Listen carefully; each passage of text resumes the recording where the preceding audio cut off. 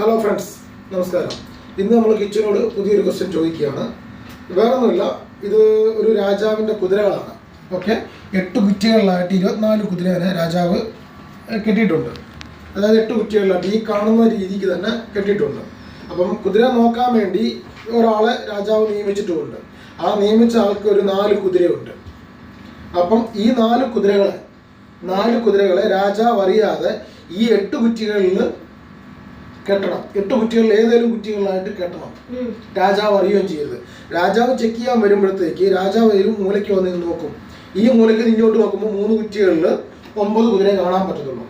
അത് ഒരു കുറ്റിയിൽ ഇപ്പം എത്ര കുതിര ഉണ്ടോ, 6, 7, 8 ഒരു പ്രശ്നമല്ല. പക്ഷെ ഈ 3 കുറ്റികളിലായിട്ട് 9 കുതിര കാണാൻ പറ്റത്തുള്ളൂ. അപ്പൊ ഇവിടുന്ന് ഇങ്ങോട്ട് നോക്കുമ്പോൾ 9 കുതിര കാണാൻ പറ്റത്തുള്ളൂ, ഇവിടുന്ന് ഇങ്ങോട്ട് നോക്കുമ്പോൾ 9 കുതിര കാണാൻ പറ്റത്തുള്ളൂ. അങ്ങനെ ഈ 4 മൂലയ്ക്ക് നിന്നും രാജാവ് നോക്കും. രാജാവ് അറിയാതെ ഈ കുതിര നോക്കുന്ന ആളുടെ ഈ 4 കുതിരനെ ഇതിനകത്ത് കെട്ടണം. ഈ 8 കുറ്റികളിലായിട്ട് വേറെ എക്സ്ട്രാ കുറ്റിയൊന്നും ഒഴിക്കാൻ പറ്റത്തില്ല. എങ്ങനെ കെട്ടാൻ പറ്റും?